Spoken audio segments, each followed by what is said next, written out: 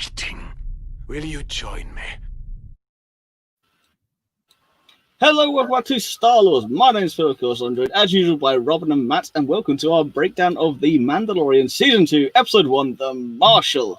Good evening, Hey, Boba's back! Spoiler alert, please! Yeah, spoiler alert! Can at least say spoiler alert first, Matt. Anyone watching this would have seen it already. It's fine. You'd hope, This but is, just to be honest, this is true, cover our but bases. yeah, I was going to be courteous and put a nice little spoiler warning right at the start, but no, cracking on in there. Yes, this is going to be a... Naturally, we have to start with that, don't we? Well, yes. I mean, as I said, this episode, we'll say off air, it's going to be me eating a lot of humble pie because, yeah, Matt's got his bother. Or is it Rex? That's not Rex. I mean, they wouldn't have done it with the armor. It's not. Shush. I know, I've seen a few Go people back to your empty Sarlacc pit cave. I don't know if people are trolling up, but people say, hold on, is that Rex? And it's like, can't tell you trolling up, but that's clearly Boba. He's all... I mean... See, but here's the thing. The attempt on his life has left him scarred and deformed. I mean, he's not Palpatine, but I'll take it. I just wanted to use that quote in regards to Boba, because he has got scars and stuff. He looks pretty good, man. For someone who got digested by a Sarlacc, he looks great. Oh, yeah. We don't know how long he was in the Sarlacc for. Also, he did have his helmet on. 30 minutes. Yeah, we'll find out. I'm sure we will at some point. Yeah, probably next episode. We'll get the story. But, Next season. Yeah, probably at this rate. We shall see. But yes, Season 2, eagerly anticipated. We've been waiting long. It's been a long wait, especially the way things are going in 2020. We've all needed our little bit of Star Wars reprieve, and yes, we do now finally have. Exactly, we now have Mandalorian is back on our screens and laptops and phones and wherever you be choosing to enjoy this. Screens. Multiple screens, it's fine. Just the same screen encompasses everything. But, yeah, it's fine. I mean, yeah, watch it on the volume, just all around you. By the way, man, it's back and it's great. Oh yeah, yeah. It's great. And I may have set my alarm specifically early just to make sure it's up at 7 a.m. to watch it, because why not? Yeah, well, exactly. I mean, it's better than Good Morning Britain, isn't it? Let's be honest. This is very true. And you don't get Baby Yoda on Good Morning Britain, so why not? I mean, I'm sure they probably did at one point. I mean, Baby Yoda is literally everywhere. You can get Baby Yoda on toast now. No one would let the child anywhere near Piers Morgan. No, because he would definitely force. He would force choke him within a second. Yes, I can. You just look up. Imagine that one. With the magic hand thing. That puppet, my god, it's just so good, so good. Just watch him pop it out with the spittoon. Oh my! I was like, "Where's Baby Yoda hiding?" There he is. Well, you saw him looking at it, and then he's like, "Hold on, Baby Yoda's." He turns around, and is like, "Oh, he's in the spittoon, isn't he?" Oh, what? Right? How are we doing this? Do you want to go through the episode like bit by bit, or we just shotgun blasting? We'll go through it in a linear way, but we'll jump around and talk about different aspects. But we'll go through the entire episode so people don't get entirely confused as we're referencing the whole thing. But we'll start off. Start off at the beginning, of course. Mando is back, and we are happy for it, obviously. Mando! Distinct lack of Mando. Yeah, distinct lack of grief cargo in this episode, but also, as we'll find out, we'll talk along, distinct lack of, Baby Yoda's, very Baby Yoda light in this episode. To be fair, interesting as well that it was Baby Yoda light. We will definitely talk about that as we go through, because it does become more and more noticeable the more the episode goes on. And of course, at the start, we start on an unknown planet. I don't think it's been, because it's not Vango. You still don't know what planet that is. No, it's not. It's not Vango, though. It looked like Brixton. I reckon it's going to be mentioned later, because obviously in season 1 we were on Navarro to start with.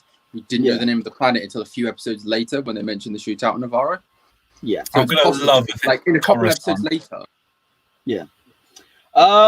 Nah, Could that's a be. little I too. doubt. Yes, A rough bit of Coruscant. Yeah, Be cool. could be. It Well, Looked like there we was some might C-3PO find out, graffiti on the wall. yes. and you got a good shot of the Cylon in it as well. Just further cementing the fact that Battlestar Galactica and Star Wars are in the same universe, which is great. Along with Firefly. It's all Yeah, one big universe, happy universe. Exactly. It'll get mentioned later on, though, possibly. It was like, oh, yeah, when, Gor Koresh got murdered on insert planet name here. Yeah. So Gor Koresh is like the first kind of real Easter egg I cottoned onto. That's the dude in the Gamorrean fighting ring, isn't it? Like the Cyclops. Yeah, the Odyssean. Yeah. Started hearing him talking, and I was like, I recognized the voice, and I've got it on my phone because I can't remember his name, but it's looked into it afterwards. A chap called John Leguizamo. John That's Leguizamo, the one who was in Chef with Jon Favreau. Yeah. That's the first thing I cut. And there's the 3PO graffiti, which I wasn't sure if it was 3PO, but then I was just like, oh, I know that voice. What's Jon Favreau doing that voice? Very robot there, Robin. I think that was Jon Favreau doing the voice. Because it sounded like Jon Favreau to me. Fair. No, it's John Leguizamo for that one. John Leguizamo was like, okay. Yeah. His Chef, which is a great little indie film that Jon Favreau did years ago, but that was cool. It was nice to see him included, really. Yeah, I love. Yes, I must say, I love the graffiti. I love the actual aesthetic of where they are, wherever it is. I love the aesthetic of it. I love the fact it is a gritty backdoor neighborhood somewhere that has a fighting. I did love the are you a betting man? Because I don't like my the Gamorrean dead, but the Gamorrean fighting ring. Okay, so a lot of this was in the trailers that we've seen. This was very similar to season 1, where a lot of the footage was from those first 1, 2, maybe 3 episodes. So I think it's going to be more of the same here. We're not going to see a lot of what's to come, and I like that. I like not knowing where the story is going. But I love the aesthetic of where they are. I love the fighting. I mean, of course, Baby Yoda hiding himself inside the cradlers. You got the whistling birds, and Mando just going mental. So I love how when Gor Koresh afterwards, he just hooks him up by the lamppost, shoots him off. What were those dog things? No idea. I don't know. The red eyes, they were terrifying. See, they kind of. I mean, if you look kind of squint, you kind of can see that they look a bit ape-ish like. That could be a big clue to where they are, But to me, they kind of look like I can't remember the name of them, but you see them in. Sorry, I'm trying to start the camera. You see them in Rebels on the old Rebel base that Sabine and Hera go to, and then Ezra comes back to later. Do you know what? I felt like season 1 opened in a very similar way. Season 2 opened in a similar way to season 1, which was the Mandalorian just being super cold. Din Djarin goes in and gets something done.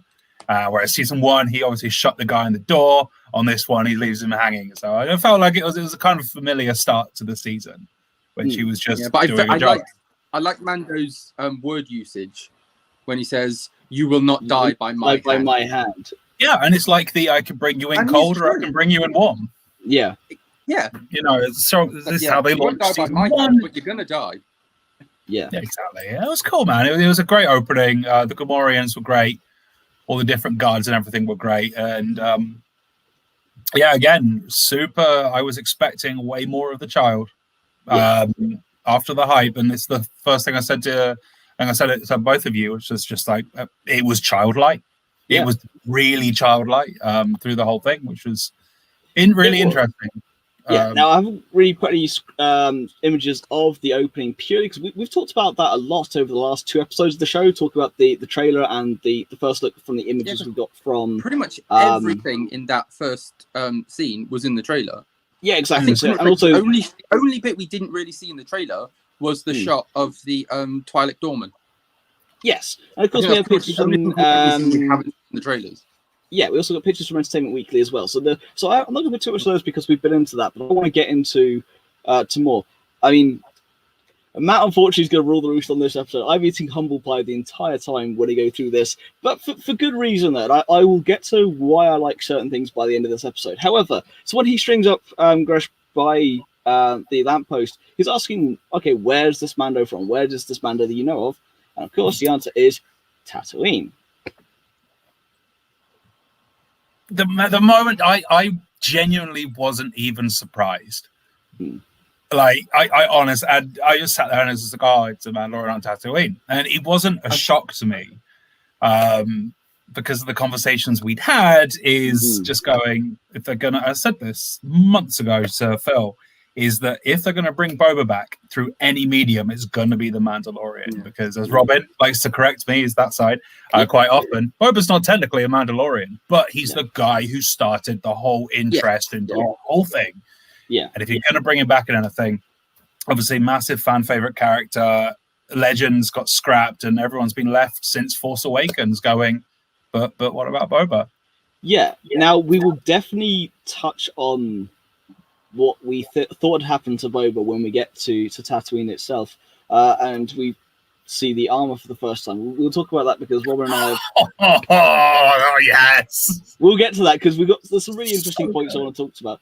But first off, he does go back to Tatooine, goes back to Discount Agony Weaver. Yes, Discount Agony Weaver. I can't remember her name. I love that character though. I cannot remember her name. I just call it Discount Agony Weaver from Wish. I mean, to be fair, she does look a bit like Sigourney Weaver from the 70s. She does. I love this scene though, how like the child remembers her and he's suddenly okay with, oh, look at that.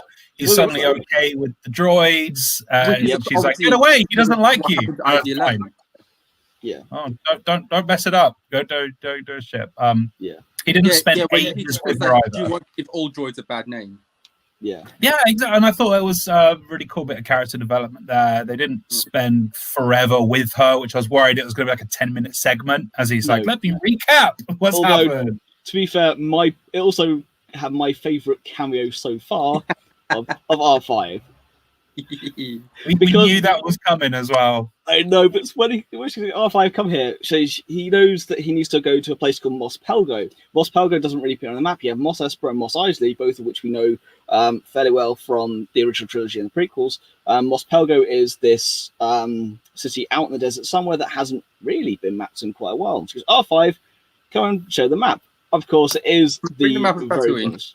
Yep. He's coming along very slowly because he's lost his motivation. He kind of limps in, he's missed out on a whole story. Could have been R2, but he wasn't. What I love, though, is that it has I haven't got the image, but on the back of it, you do, where his motivator blue, you do have all the carbon scoring. Lovely little piece. I mean, that's a 2-second cameo for people who, like us, who just go, yes, this is cool. I like this. He's also a returning character in the series because he appeared in last season's Tatooine episode in the cantina. Yeah, he did. Yeah, he did. Yeah, I'm sure he did. I just great. This is my least favorite episode of season 1 is the Tatooine episode. Same. And to go back to Tatooine already, I was really hesitant, but they've done it right. They've gone. Last time was way too heavy on the references. This is really kind of like lightly sprinkled in. I mean, there's still a lot of references in this. Oh, which is cool. Like, I don't have a problem with the references, but they are, with the exception of Boba, quite subtle. Yeah. A couple of them that are quite deep cuts that even I didn't get to until I was looking up stuff later. Yeah, I think I know a couple of them as well. Something I've also literally just thought about, considering who pops up later in this episode and the whole Mos Pelgo not being on the map and no one really knowing about it. It's kind of a parallel to Camino in episode 2. Yep. In that it doesn't show up in any of the star charts and no one really knows about it except a couple people. But it is there. Which is actually a nice little parallel to Boba, which I've literally just thought about. The thing I really liked about Mos Pelgo... Really, we're all there too and coming back, weren't they? Is... it goes back to Star Wars roots, whereas Star Wars very much a space western and space fantasy. And this went hard on the space western thing. This could have been like a Clint Eastwood movie. Yeah. The whole desert town, Marshal. Even the title, The Marshal. Yeah. This is a total western. Really spaghetti western, and I loved it more for that. It felt different from Star Wars, but it still was felt Deadwood like in space. It was Deadwood, and that's of course Timothy Oliphant. Yes, we'll get on to him in a second. Although you say it's less Star Wars than Star Wars, for me, I felt this was actually one of the most Star Wars episodes I felt, because it is that going back to the space western. It is what we know. It's the color palette we know, but without. Now, as you were saying earlier, the references. Yes, there's a lot of references in this. They're not, unlike in season 1. They're not just overtly here is a reference. R5 is as close to a in-your-face reference you get, apart from the speedy we'll get to later. But even that is very right. I was going to ask about that. Yeah. Okay. Yeah, we'll get onto the speed later, because I didn't like it at first. Second time round, just loved it. Absolutely loved it. I think wicked. Yeah, I mean, to be fair, first time around I hadn't slept all night and I was too excited, and then I watched it and then I was just like, and then I watched it back last night. Went, yeah, I love it. It was probably one of those things. I hyped it so much and then was so tired I didn't enjoy it as much as I should have done, and then loved it later on. But we're going to talk about Mos Pelgo now.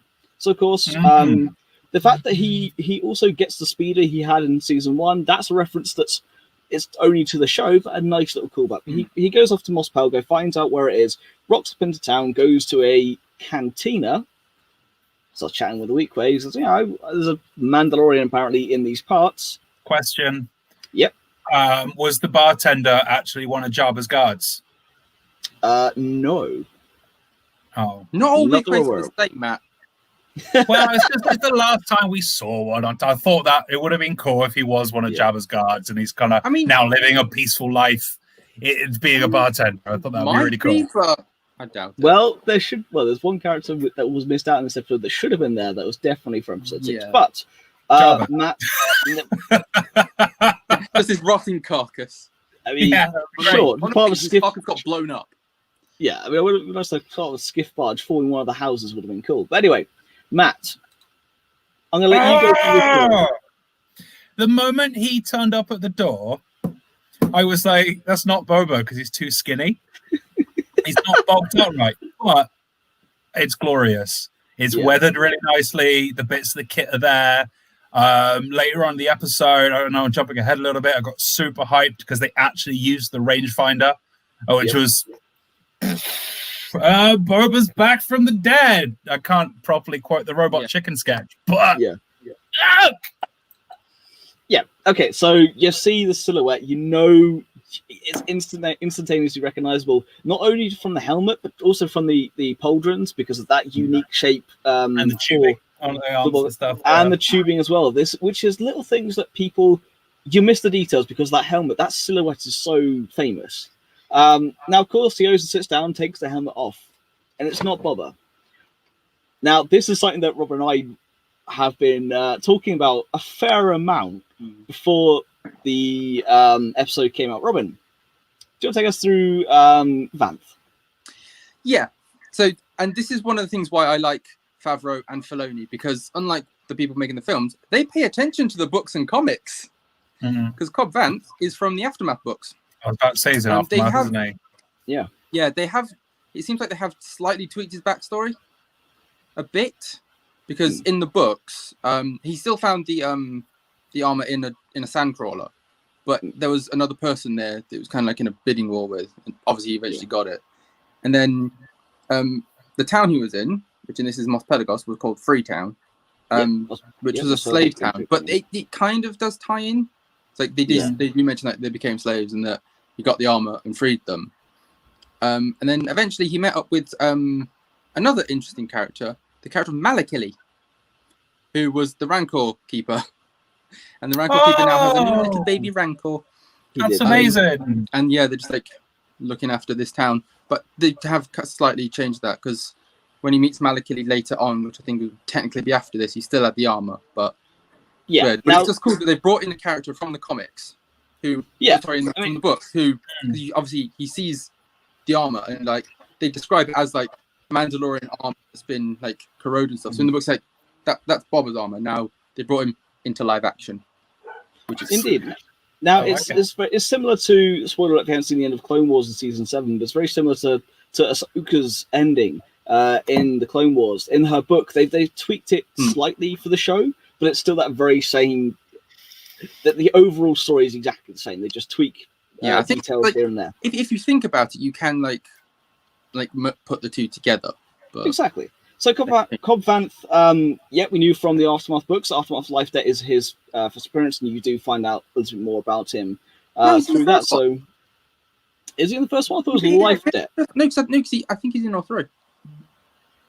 Like his whole story is told over all three of them. I think I'm fairly sure it's the first one he pops up. I'm pretty sure it's life debt, but we'll find out in due course. But yes, so Cobb Vanth is a character that we have known about before. So of course, when he appeared in the doorway, I'm like, I know who that is. It's not Bob. I knew from when I saw the title called The Marshal. I was like, oh, it's Cobb Vanth. It's totally Cobb Vanth. But he was great. He was great. So of course, at this point though, what I love is he knows what's up. He knows that Mando wants the armor. He knows. Yeah, I just love that bit where Mando's like walking to him, and then he takes his helmet off, and Mando just stops, and he's just like, "This dude just took his helmet off. What the hell?" Yeah, he's gonna have a shock if he meets Sabine, Bo-Katan. Yeah. But I think if the rumors are true and they are in it, it probably will be to explain why these Mandalorians keep their helmets on. Yeah, different tribes, man. Yeah, so that moment where he just sees him take the helmet off and he just stops dead. He's like, what? It's like, so we're going to do this then? Here now in front of the kid? It's like, I've seen worse. It is a little child. 50 years old, though. This is the thing you forget with the child. He is 50. So he has lived quite a while already. He's seen something. We don't know what he was doing before Mando found him on, what was the planet called again? It's why his hair's grey. It's just he is 50. People just forget this fact. He's been through some stuff. Yeah, he's like Hans Moleman of the Star Wars. I'm only 23. Exactly. Yeah, exactly. Like, I'm only 50. Child getting hit by a football. Oh, we don't want that. Hold on. Well, his head almost is the shape. However, though, it's at this point we do meet this week's protagonist. Now, this is very much a big game hunter episode, but I really enjoy it. This is a classic Western big hunter. It's just your monster of the week. This is a archetype we know well, but we end up seeing for the first time the crate dragon as it rocks up and just eats a bantha whole. I do have pictures the obviously crate dragon from later on in the episode of this massive thing, tiny little eyes. I loved it, but it felt so convenient. It's like, we're not going to get on and we're going to shoot each other. What's that rumbling? Oh, look, it just happened to turn up right now. Oh, yeah, it was extremely convenient, but it should be called a convenience dragon. the inconvenience dragon is more like a distant relative of the soup dragon. Convenient for the story. He just turns up at the right time. Yep. Oh, yeah. So, of course, then you know exactly what has to happen. They need to save the town. To do that, he's like, make a deal. Help me kill the Great Dragon. I'll give you the arm back. It's nice. It's short. It's simple. I say short. It's a 52-minute episode. It's actually fairly long, but it doesn't feel that long. Unlike some that can drag out, she had very good pacing. It was great. Yeah. Yeah. Which for Mandalorian, they did struggle a little bit with last year, but this is you have to remember this is now Favreau directing. And writing. So was this a Favreau episode? Yes, which is Filoni. Oh, really? Oh, wow. Okay. Interesting. Yeah. So this is this is the Favreau heavy season. This is I didn't get to do the last one because I was doing The Lion King. Now I get to play with my Star Wars toys. This is basically what it is. I mean, he probably was literally like, right, this is what they do here, and then they come in here. You know the bit with the Tuscans with the stones and the skeleton? That's actually what Jon Favreau was doing. Oh, yeah, but without yeah. That you see, that wasn't actually set. That was the behind the scenes. That was just him telling us exactly what's going on. We shot this for the next gallery season, but we might as well use it. So I'll tell you what, though, let's talk about the Tuscan Raiders because I love them in this episode, and it's the complete dichotomy for last year. I liked.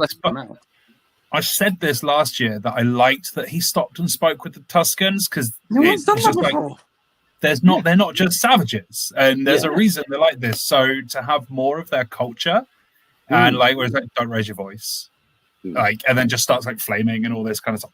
Yeah, I thought it was cool. I mean, really I'm not gonna lie. My favorite part was the it's the scale. I now know that in Tuscan, that means kill. Yeah. There we go. It's educational, everybody. It is. Yeah, I did like that. Like, I like when like he's going past Pelgos and he stops off to just have a chat with them around a campfire. Yeah. I like to think that those Tuscans are just retelling the story of when that random Jedi came and massacred a village. But I think it might have been that bit later on where it's just like that they tried to kill us. So like you were taking their water. Yeah. That's it. I was like, you take their water, now you don't want to drink it. It's like you've aggravated them as much as they've aggravated you. Like it's a two-sided thing. Then even later on when Mando's just like, they are brutal, but they have a code. Yeah, I really liked it. I really they'll attack you. Yeah. But it was I like it when people humanize villains like this because we spent years thinking they're just savages. Yeah, but it was especially the part of they are brutal. They are brutal, yes, but so is the Dune Sea. Yeah, and they've lived for thousands of years, and you stole their water. It's very much a case of it's a very it's one of those episodes that yes, it's very Star Wars. Yes, it's very big game hunting, shooting. There's got a lot of cool stuff in it. But the slow beats are written so well, they don't feel slow. They're just lovely story moments. And this is what I was excited for, was Favreau directing, to see what he would actually bring to the table of Star Wars. I mean, Matt and I, so of course, the three of us go back many years, but Matt and I go back many years to when I was at university. And of course, Matt introduced me properly to the world of Marvel. And of course, we're talking about Iron Man, Iron Man 2, Iron Man 3, and of course, the rest of it goes on from there. And of course, as you know, with Happy Hogan and not only the MCU, of course, but then, of course, as you said, did Chef. He's done other things as well. He's actually very, very versatile in what he does. And he did Elf. Everyone forget he did Elf. Yeah. Oh, yeah, he did do Elf, didn't he? Yeah. That's another Jon Favreau film. And this is the thing. He's a very versatile director and writer and producer. He is... Oh, we've lost Matt. We're sure to get Matt back very soon. But I'll continue my point here, though. He is a highly in my opinion, he's underrated. An underrated director. As well, actually.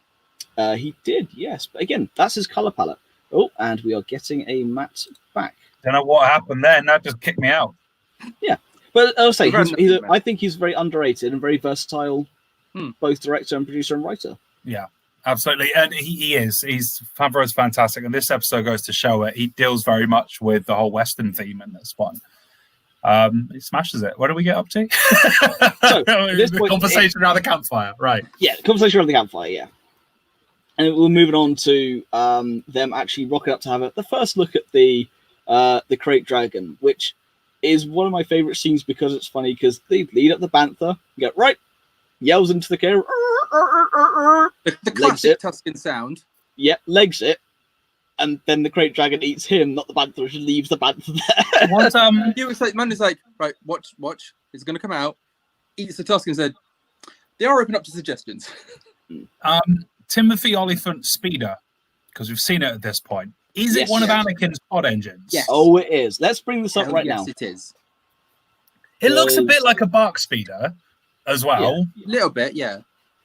But no, that's undeniably one of Anakin's. As soon as I was like, that's Anakin's engine. It's not only the visual, it's the sound. Yeah. Now I love the that's original. One of the things I actually like about Cobb Vanth is that because he does mention he's lived on Tatooine his whole life. You can tell because not only has he scavenged Boba's armor, he scavenged Anakin's engine to make a speeder out of it. Well, I love the sound part because it's native. It's great. Yeah, actually a Star Wars fan. Yeah, it's 90s F1 engine notes they use for the sound file, along with a couple other bits and pieces. So, of course, I got my inner petrol head going. One of the reasons why I absolutely adore the sound of his pod. But it's also the idle sound as well, that spinning turbine and everything. It's a love letter to Star Wars is what this is, and it's done subtly. Unlike, don't get me wrong, I love Filoni. I will praise him until the cows come home because he really is the heir apparent. However, he directed The Gunslinger, and the references felt too forced. This was subtle, and I preferred it this way around. Yeah, it was. I just loved when that speeder came up. It's like, holy mother crap! You know exactly what it is, and it's but without mentioning it, it's all it is. And let's face it, no one in this universe at this time period probably knows that was Anakin Skywalker's pod racer. No, it was probably just left in some junkyard. Heck, it was probably in Watter's junkyard for God knows how long. Yeah, and don't forget the fact that the woman, we can't remember her name, the docking bay. This she was also working on a pod engine when he arrived. And he had pit droids. So, of course, you're going to make the most of what's around you. You're on a planet that no one really wants to visit. So what are you going to do? You know, it's perfectly built for that. So, yes, at this point, though, we now had the backstory of how Cobb Vanth got the armor. We now know that they're on their way to take out this giant crate dragon. And it ends up this big game hunt. I mean, yeah, we gotta talk about this. That's so cool. The acid splash of Dune.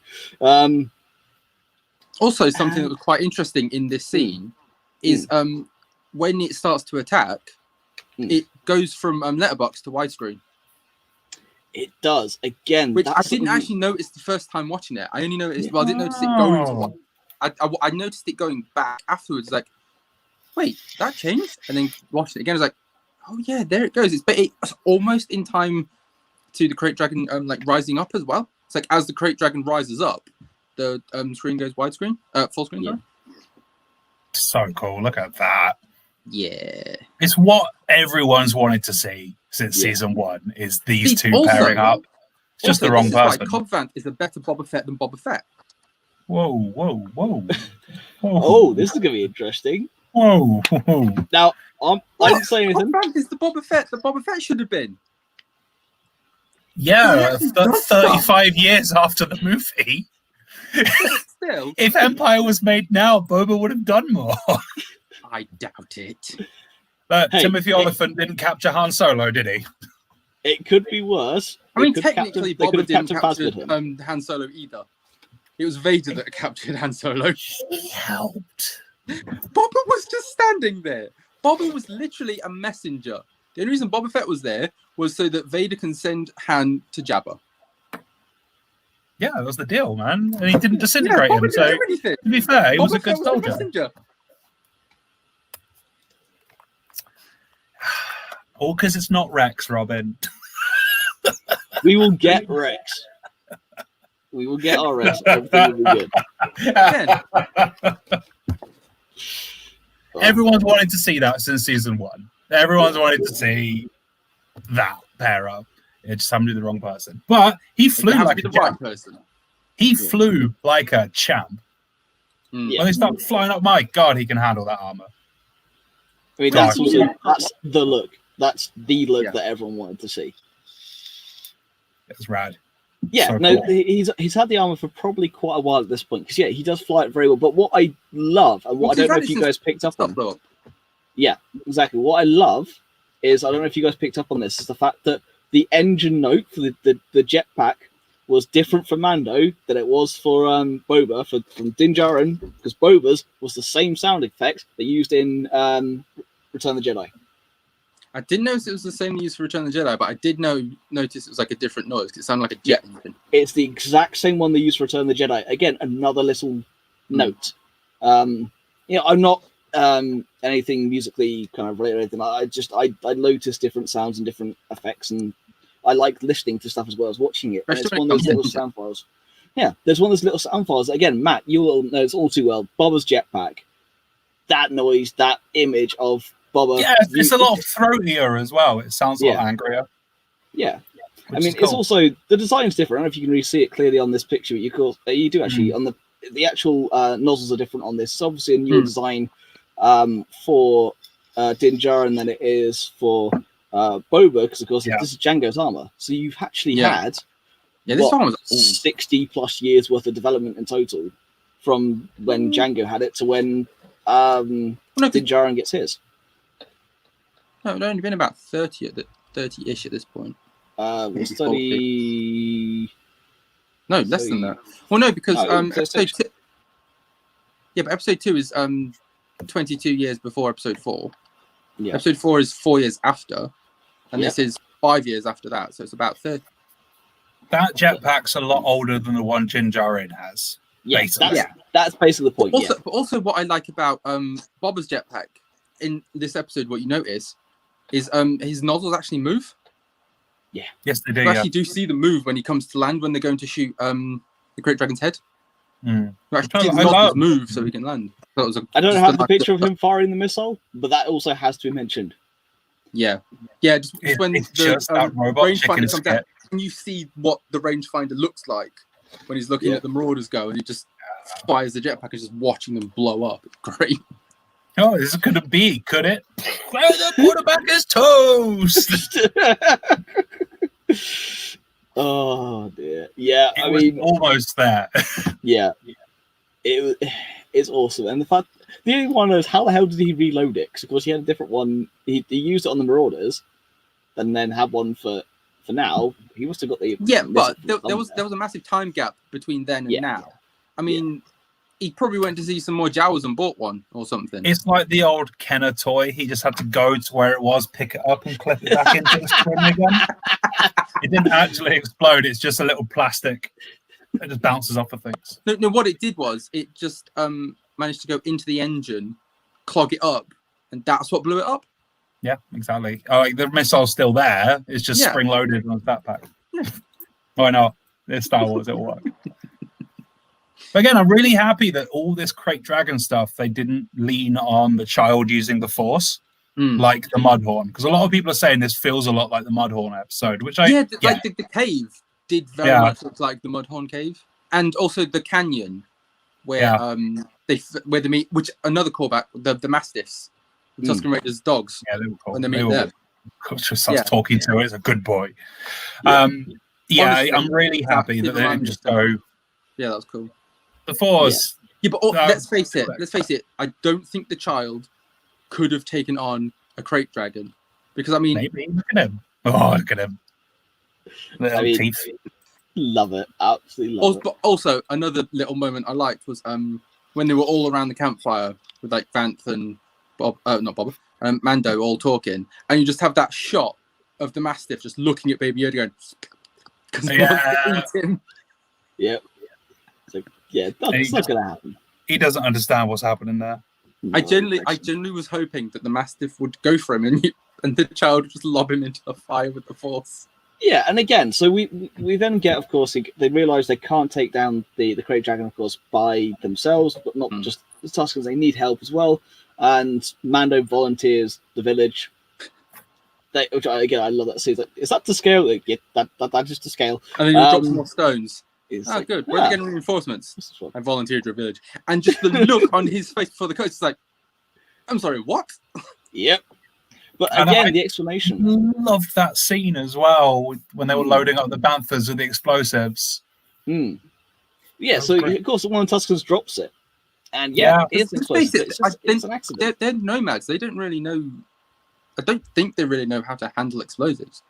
They know how to handle blasters and stuff, but they don't really use explosives, so they probably don't even know what they are. I mean, they probably know what they are, but not how to use them and stuff. Yeah, absolutely, and I like it. De-villainizing something we've only really ever seen in Savages. Yeah, and of course, the last real time we saw them as proper Savages, of course, was Anakin just slaughtering a village. It's a very different take on it. But they were still seen as bad guys then because they had his mum. Yeah, I do really like this episode humanizes the Tuscans. Yeah, and I think that's really important. If I'm honest, I think that's a really big thing to happen. And it was cool. It was cool that they've done that because, it's doing things like seeing the Gamorreans. But again, this as we don't know them. Yeah, but this episode proved that if someone had just talked to the Tuscans, a lot of stuff would be fine. Yeah, if someone could speak Tuscan. Yeah, but someone could learn. I mean, Mando. I still want to know how Mando learned to speak Tuscan. That would be an interesting story. But I mean, people can learn to speak Tuscan. So why does no one just go talk to them? If they talk to them, a lot of the problems would be solved.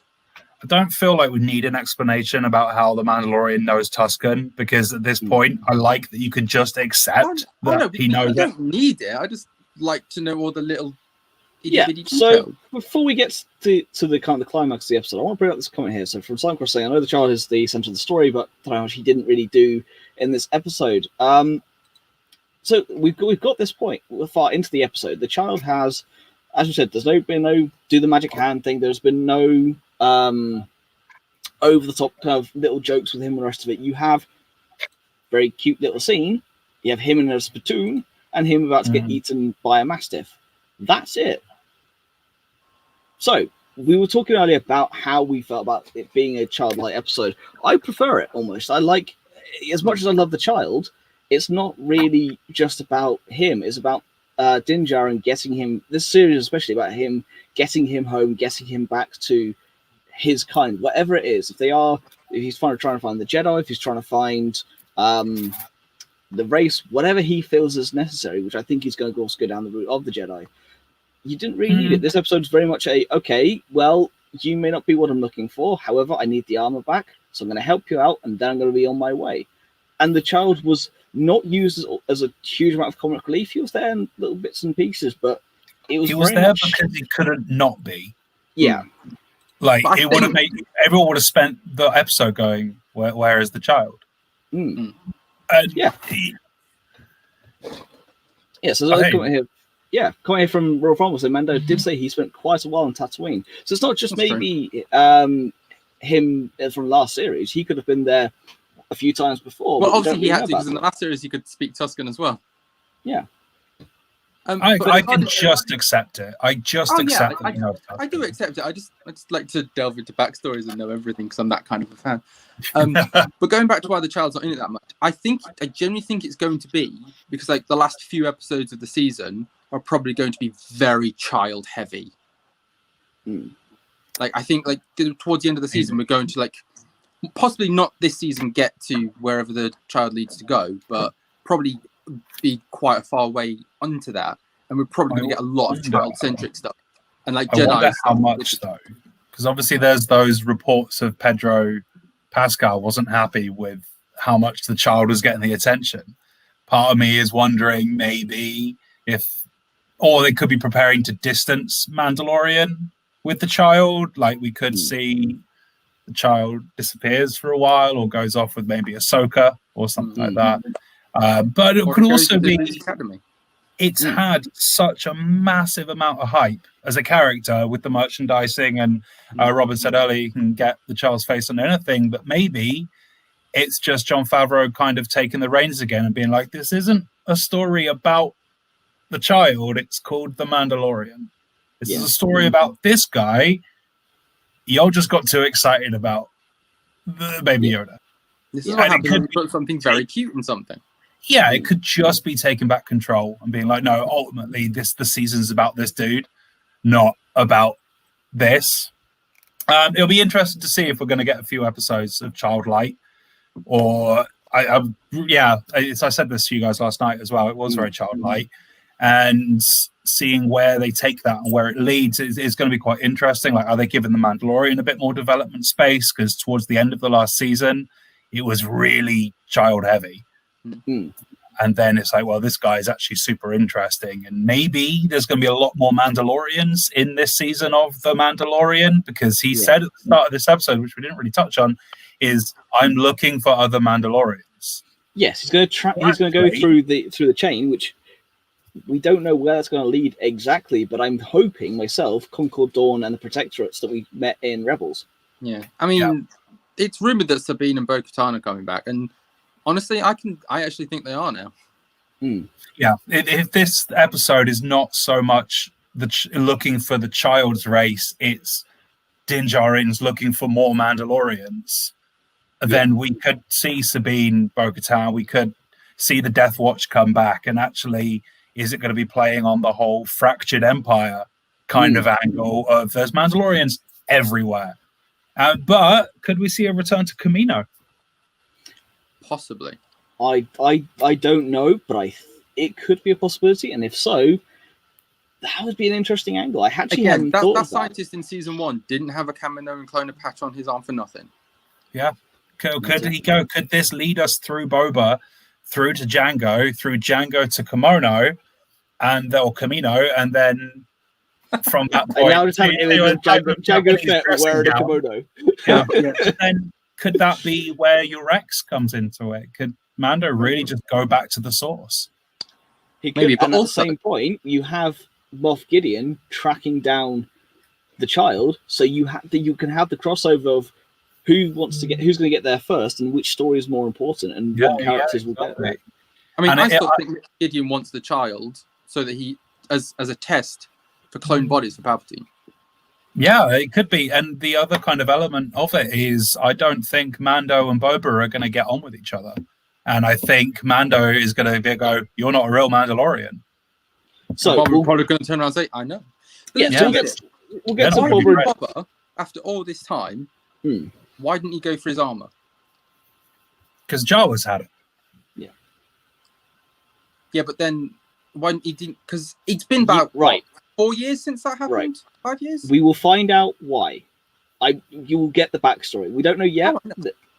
It's good to hypothesize. We'll get to Bob in just a second. We'll wrap up the climax of them taking down the Crate Dragon. But yeah, the community works together. It's a very feel-good ending. It's a very classic big game hunt. It's kind of, I like that the Tuscans had war machines. I just want to add that in. I like that they have ballistas. Yeah, the fact they got ballistas and they have going against dragons seems a bit familiar, but yeah. No, I like it. I like it a lot. I didn't think about that. He had one loose scale. His weak part was underneath. That's it. The Tuscan Raiders are the men of Dale. Yep. We're gonna go hunt Smaug. Oh, I didn't think about that, Robin. Actually, I forgot about that bit. I forgot about that. I was thinking of Game of Thrones. Oh, right. Okay, no, I was thinking about The Hobbit. But no, it was Smaug as well. Just the big bows, isn't it? I'm going to shoot him. To be fair, that is how you take down a dragon. You fire a massive arrow. You fire a harpoon into it. Yeah. Shoot, didn't think about that. It was like a mix of Moby Dick, The Hobbit, and Game of Thrones. Yeah, you have to go into the whale to blow it up, said Iron Man. Yeah. Oh, yeah. Yeah. And its skin's thinner from the inside. Yeah. Exactly, it's very true. So yeah, I mean, it gets to the point. Yeah, you have Mando again. What I love though is the same thing that happened to Boba in Return of the Jedi. So the knock on the back of the jetpack fires off. He goes, I love that. Look after the child. Just what a faulty jetpack. but I then also like what Vance said afterwards when he says, "Tell your people, I wasn't the one who broke that." Yep, I didn't break that. Like, yeah. We know. But it's a nice and cool thing. I love the fact he just goes, right, you out of here, bunk, go. I have this handled. And of course, has a bantha rigged up with explosives. Managed to shock his way out of the Great Dragon and blow it to Kingdom Come. You then get your lovely ending. You have the Tuscans who have the giant pearl, which is very reminiscent of the egg in Mudhorn season 1. The Mudhorn. Honestly, I genuinely thought that's what they wanted it for, and they were all going to start trying to eat the damn thing. I was like, God. First it was the Jawas, now it's the Tuscans. What is it with things that we've seen on Tatooine liking to eat eggs? But the one thing I love is the reference before that of the, it's an empty Sarlacc pit. What? It's not an empty Sarlacc pit. What happens to the Sarlacc? There's no such thing as an empty Sarlacc pit. Yeah. Or is it something there is if you kill the Sarlacc or eat the Sarlacc. Which is probably put in there to say how Boba got out.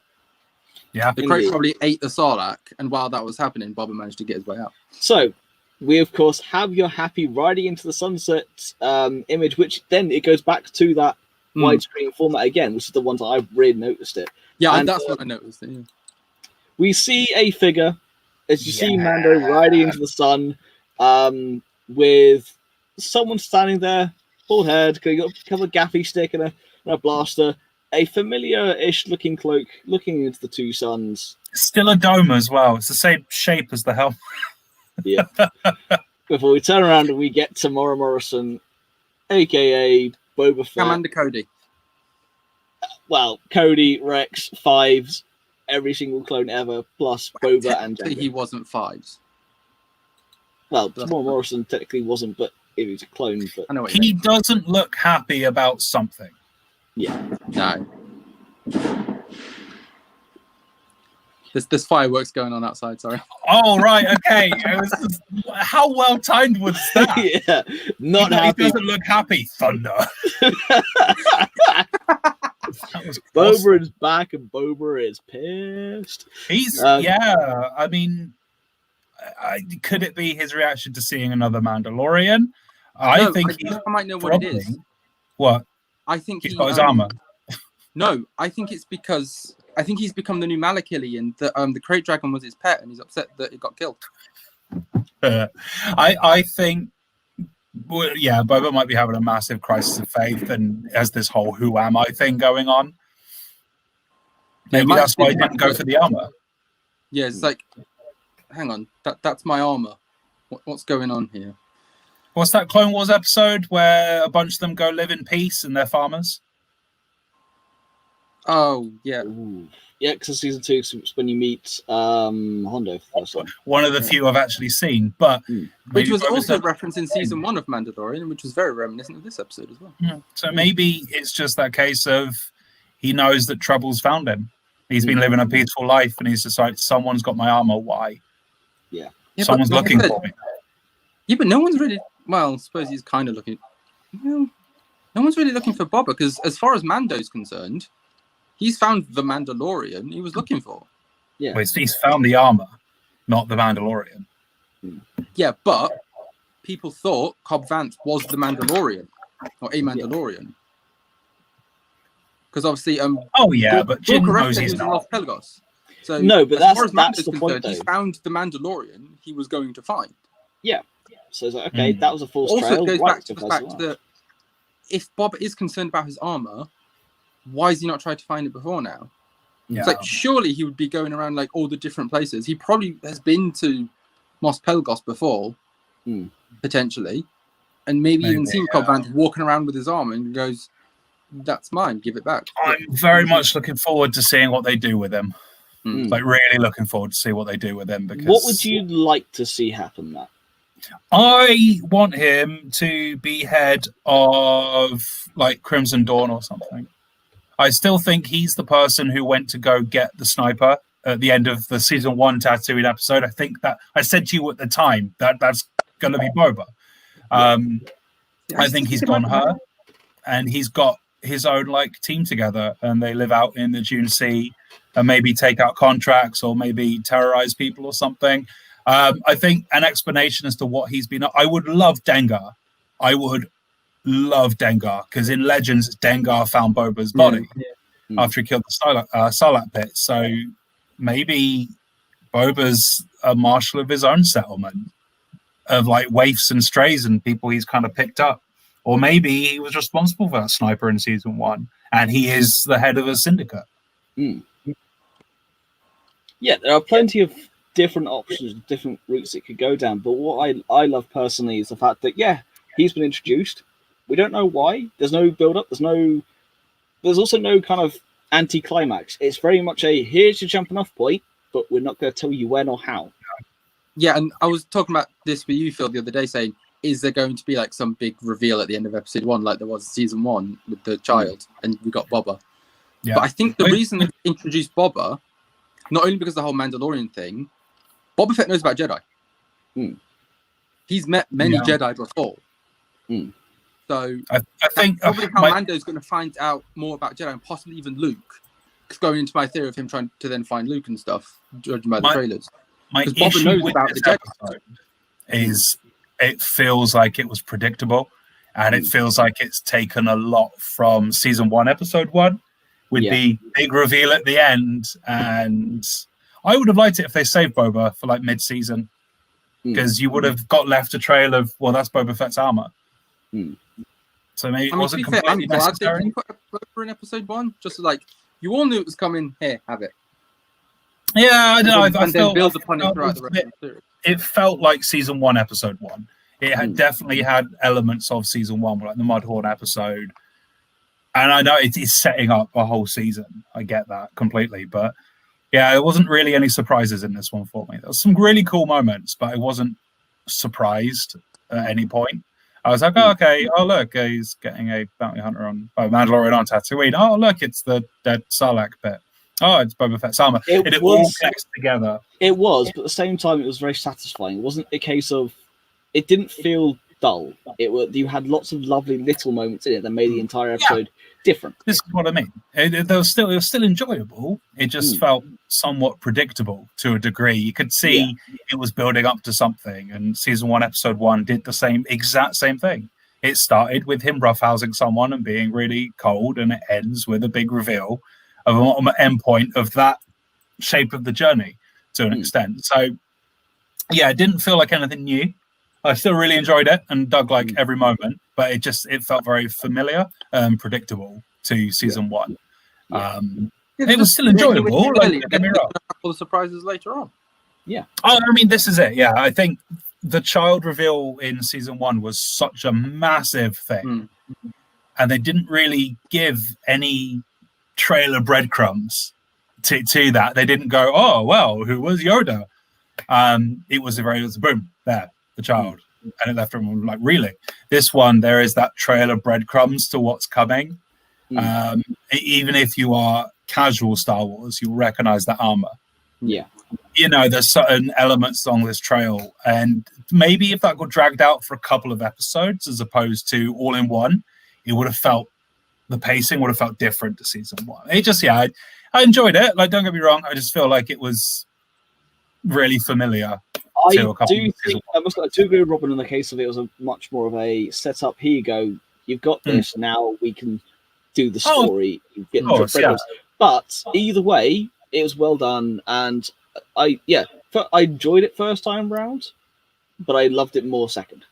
I was definitely more in the mood for, right, this is okay, I know what's coming, but I'm just gonna sit back and enjoy the ride instead of going, I wish they had done this or this, and just no, I enjoyed it. I think I overhyped it a little bit too much in my head. Second time around, I just enjoyed it for what it was, and what it was a very good, very solid episode. It's a good opening. It's a safe opening. A very safe opening, yeah. Playing it really safe. I think maybe the only disappointment from it for a lot of people was there wasn't more of the child in it. Disappointment for others, yes. Disappointment for me, no. Yeah, this is what I mean. It's been so hyped that, keep in mind, during season 1, people were calling it the Baby Yoda show. Yeah. They've come very much into season 2 of The Mandalorian being The Mandalorian, not the Baby Yoda show. And I think that despite could the whole super jarring. The whole thrust of the season is him finding where the child came from. But let's just put it this way, though. The show's The Mandalorian, the toy sales of the child. That's just... Yeah, that's it. If you're looking for a purely business perspective, they know that younger viewers... The child is on everything. Yeah, younger viewers and viewers of a younger heart will love the Baby Yoda, because everyone does. But those of us who are watching it for Mando will love it because it's Mando. You get... And still love Baby Yoda. Yeah, I mean, don't get me wrong, we still love Baby Yoda, but it's not the reason we wanted to watch the show in the first place, and that's what people forget. Because if you flash back to season 1, all the trailers, he was digitally removed. Yeah. I mean, Baby Yoda was such a hype beast, man. Like, it's so hyped. And I think, I think, I'm like I said, I'm not bothered a lack of content of Baby Yoda as such. I think it's more of that case of, I think a lot of people were expecting it. And in those expectations, to only have maybe 30 seconds, maybe, I wasn't timing it, but maybe 30 seconds of the child on screen has probably left a lot of people going, oh. But, like I said, it's The Mandalorian. It's not the Baby Yoda show. It is a TV show about Din Djarin and his travel to do this. So, it's enjoyable. Looking forward to episode 2. Yeah. So, episode 2, I don't know what to expect. We left it very, very open. We know he's trying to track down other Mandos. Where do we think he'll go next? Do we know what the title is? Yeah. Yes. If you give me 2 seconds, I'll probably find it. Well, I think it's going to start with him still on Tatooine. Because if you remember in the trailer, you do see the shot of him going along on the speeder, which I think it was you, Matt, who pointed it out, where you could see Boba's helmet on it and his jetpack, which we didn't see in this episode. I reckon that's the start of the next episode. And that's when we get his interaction with Boba. It would make sense. It would make sense to have a 2-parter on Tatooine, but season 1 did jump around different locations every episode. So, which from the trailer we clearly see that's what's going to happen. Are we going to see Slave 1 again? I was thinking that. What happened to Slave 1? Because I think he must have flown it to Tatooine to be on the sail. I think it was at Jabba's palace. Oh, just open episode 2 with the Razor Crest being chased by Slave 1, and that's where the bit in the trailer of the 2 X-Wings come from. No, or because Boba's a wanted criminal. He's on the run. He's a fugitive. Okay, so here's the thing: people will think he's dead. No, what if the opening trailer shot of the trailer we saw with the Razor Crest all messed up because he got shot down by Slave 1? Could well be. Okay, so we have our dates and times. No episode titles. There's been no official episode titles released. So I'm fine with Boba's back. Yep. That's what the episode's going to be called. It's going to be it's just going to be opening episode. up Boba's back, all right, instead of the Backstreet Boys. No, it's literally going to open up on Boba's back. Yeah. I would follow him walking into something, and then we see. I would love it if it opened with Slave One chasing down the Razor Crest. Yep.